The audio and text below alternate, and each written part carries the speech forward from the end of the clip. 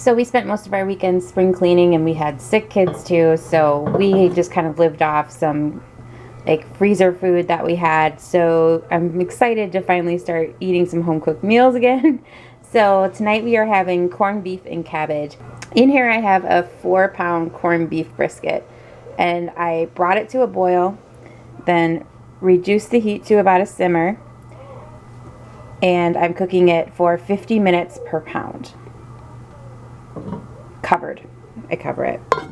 Alright, so my beef has been cooking for about 3.5 hours, and now I'm going to add in, it said to use 10 small red potatoes, but I only had giant red potatoes, so I just cut them up into like what I think would be small pieces. Anyways, putting these in here.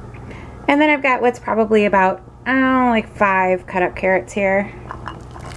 And I'm just going to cover this back up and let the vegetables cook till they're almost tender. They'll probably take about half an hour or so. The last part of dinner that I have to add is a head of green cabbage that I chopped up into little wedges here. I'm just going to throw it into the pot, cover it, and cook it for about 15 minutes. Alright, here's dinner. There's the cabbage and potatoes and carrots. There's the corned beef. Here's some fruit salad that I made earlier for lunch, and some rye bread with butter. Alright, so it's St. Patrick's Day, and I have the leftover corned beef and cabbage from yesterday here, and I'm going to make some Reubens with it. I'm just warming it up in the crock pot. I toasted up some rye bread here, so now I'm just going to put some corned beef on the sandwiches. Okay, I've got some Swiss cheese here, and now I'm just going to put some corned beef on top of that. Alright, the corned beef is on the sandwich, and now I'm just going to throw it in a 400-degree oven until the cheese melts. Alright, they're out of the oven. Now they're just going to get some Thousand Island and some kraut, and we'll be ready for dinner. And I'm going to have extra caraway and black pepper. Alright, there's dinner. Got Reuben, some potato chips, and some of the veggies from yesterday. I'm about to chop a whole bunch of veggies because today I am making vegetarian fajitas, which is kind of ridiculous because fajita means skirt steak, but whatever, I don't have anything else to call it. So we're calling it vegetarian fajitas. The first thing I've got in my slow cooker here is a 1-pound bag of those mini sweet peppers, just cut up into chunks about this size. Then I've got 2 yellow squash, about medium size, cut into chunks. 8 ounces of sliced, I have baby bellas, but white mushrooms work just the same in here. 2 cut up yellow onions, though red would be really nice in here. It would make it really pretty. A couple cloves of minced garlic. Now I'm going to make a fajita seasoning mix. I'm not going to use the whole thing, but I'm just going to show you guys how I do it. 2 teaspoons of chili powder. 1 teaspoon of salt. 1 teaspoon of smoked paprika. 1 teaspoon of sugar. 3/4 teaspoon of chicken bouillon. I use a vegetarian kind that tastes like chicken but has absolutely no chicken in it. 1/2 teaspoon of onion powder. 1/4 teaspoon of garlic powder. 1/4 teaspoon of cayenne pepper. And 1/4 teaspoon of cumin. Then just mix it all together, and to equal 1 packet, it's about 2 tablespoons. So now I'm just going to sprinkle this all over it, mix it up, and then cover the crock pot and cook it on low for about 5 hours until the vegetables are tender.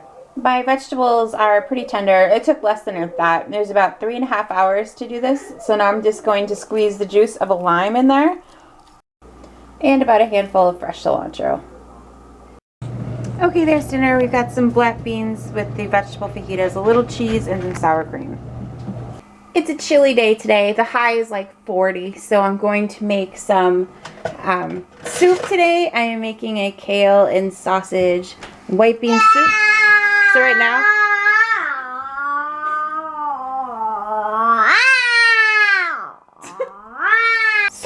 now, I am just browning up the sausage.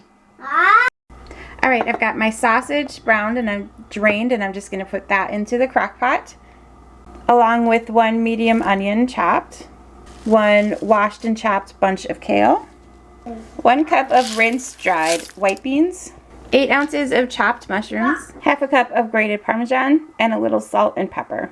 And then add about 7 cups of chicken broth, or 7.5, enough to kind of cover everything. And then just cook this on high for about 7 hours until the beans are done. I almost forgot the garlic, you guys. Add at least 2 cloves of minced garlic to this. Here's what's for dinner. We've got our kale sausage soup and some homemade bread with butter. So we had a big lunch and we're not really feeling like having a big dinner like I planned. So I'm going to make some different stuff. In the crock pot here, I started this morning 2 chicken breasts with half a packet of ranch dressing and a packet of taco seasoning, and just cooked it until it was done, a couple hours. And now I'm going to make chicken nachos with this. And I'm also going to make something called easy potato skins, which I've never tried before. So we're just going to have a couple appetizers for dinner. For the bell pepper chicken nachos, I took a bag of the mini bell peppers and just cut them in half and kind of hollowed them out a little bit. And I'm heating some olive oil in a pan here.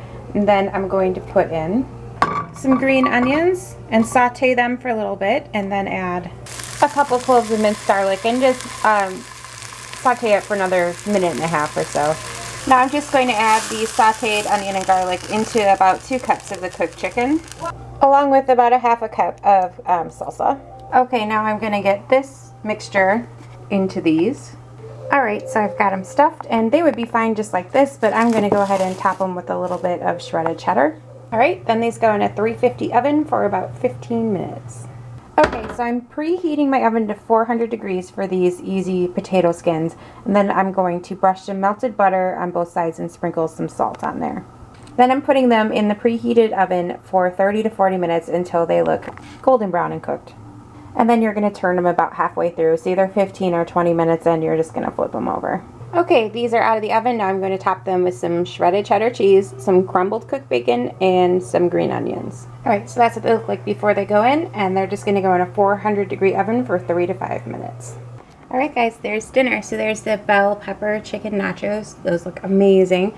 And the easy potato skins, and I just topped them with a little bit of sour cream.